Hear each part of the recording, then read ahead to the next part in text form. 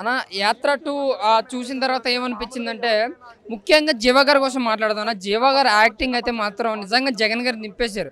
ఇప్పుడు మీరు mass character అయినా ఒక లవ్ క్యారెక్టర్ అయినా ఏదైనా చేసినా జనాలు యాక్సెప్ట్ చేస్తారు.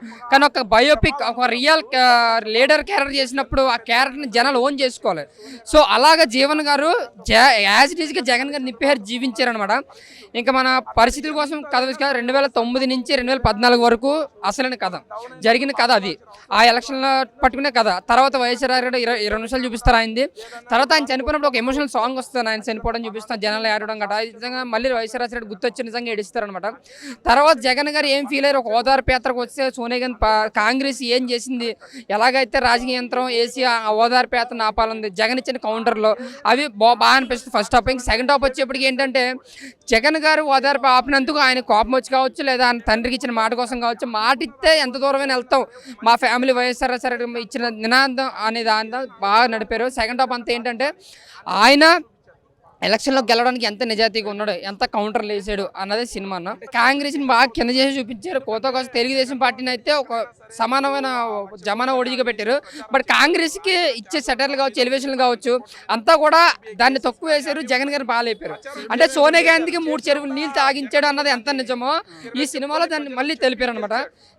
ఇంకా శర్మిల గారు లేరు, ఆయన పెద్దన్న గారి పేరు నాకు బాబాయ్ గారి క్యారెక్టర్ కూడా లేదు. బట్ అవి మనకు తెలీదు. బట్ సినిమా వరకు చూసుకుంటే అన్న సినిమా అయితే నాకు బోర్ కొట్టకుండా. బట్ సెకండ్ హాఫ్లో ఎలివేషన్ కూడా బాగున్నాయి. ఒక డైలాగ్ ఉంటుంది, పిల్లిని తీసుకెళ్ళి అడవిలో పెడితే అది పిల్లే అవుతుంది, ఒక పులిని తీసుకెళ్ళి బోన్లో పెట్టిన అది పులే అవుతుందని. ఆ ఎంఎంలో ఒక 4-5 షాట్లు వచ్చేస్తాయి అనమాట. అది సూపర్ అనమాట. ఇంకా కౌంటర్ల విషయానికి వస్తారంటవా, ఒక రాజకీయ యంత్రం అంటేనే వాళ్ళ మీద వీళ్ళు తిట్టుకోవడం, వీళ్ళ మీద వాళ్ళు తిట్టుకోవడం. బట్ ఇందులో ఏంటంటే జస్ట్ మాట మీద ఇచ్చిన మాట కోసం ఎంత దూరమైన వెళ్తాడు జగన్మోహన్ రెడ్డి అనే దాని మీద అయితే అదే చూపించారు సినిమాలో. బంగారులా ఉంది. ఎందుకంటే ఒక సినిమాకి ఇప్పుడు జగన్ ఓటేద్దామా లేదని కొంతమంది డౌట్ పడుతున్నారు. బట్ ఆ కొంతమందికి కూడా ఈ సినిమాకి సమాధానం ఉంటుంది. మాట కోసం ఎంత దూరమైనా వెళ్తాడు, రూమర్స్ నమ్మొద్దు అనే దానికి సినిమా అన్నాడు.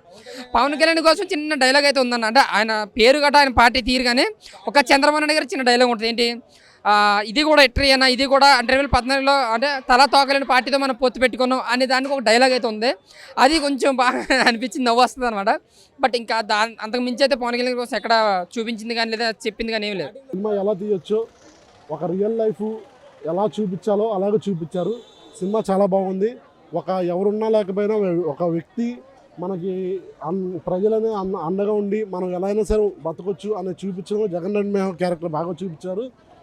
ఎవరున్నా లేకపోయినా సరే అది సినిమా అయితే చాలా బాగుంది. మమ్మూర్తి గారి క్యారెక్టర్ కానీ జీవ క్యారెక్టర్ కానీ చాలా బాగా తీస్తారు. సినిమా అయితే బాగుంది అసలు. ఒక ఫ్యామిలీని ఎలా అయినా నడపచ్చు, ఆ వ్యక్తి ఎలా అయినా సరే వస్తాడు, ఆ వ్యక్తి ఎలా అయినా సరే మనకు తోడుంటాడని చెప్పి ఆమె కూడా చాలా డిపెండ్ అయ్యి చాలా బాగా ఉంది.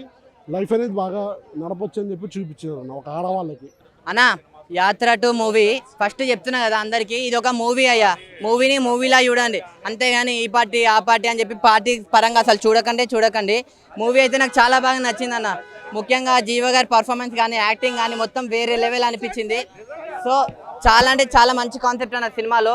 ఎమోషన్స్ కానీ బ్యాక్గ్రౌండ్ మ్యూజిక్ కానీ, అంటే చనిపోయినప్పుడు కూడా ఎమోషన్ బ్యాక్గ్రౌండ్ కొడతాడన్న. నిజంగా విని మాకు ఏడుపాలా వచ్చేసింది. ముఖ్యంగా ఈ సినిమా చూడడానికి 2 రీజన్స్ అన్న మెయిన్.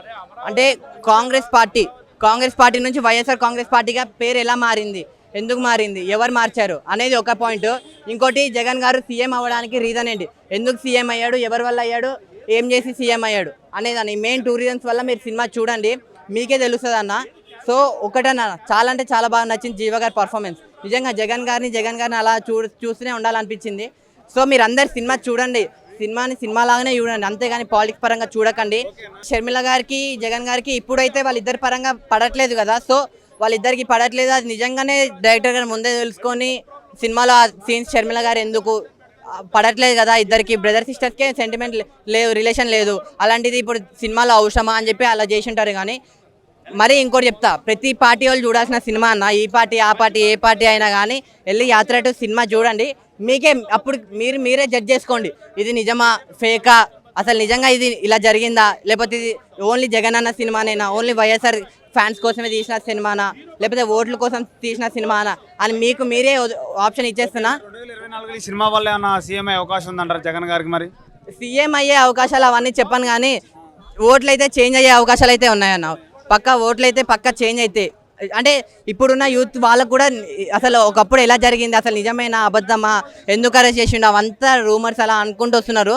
సో స్క్రీన్ మీద థియేటర్లో ఒకేసారి చూసేసరికి మీకే అర్థమవుతుంది అన్న.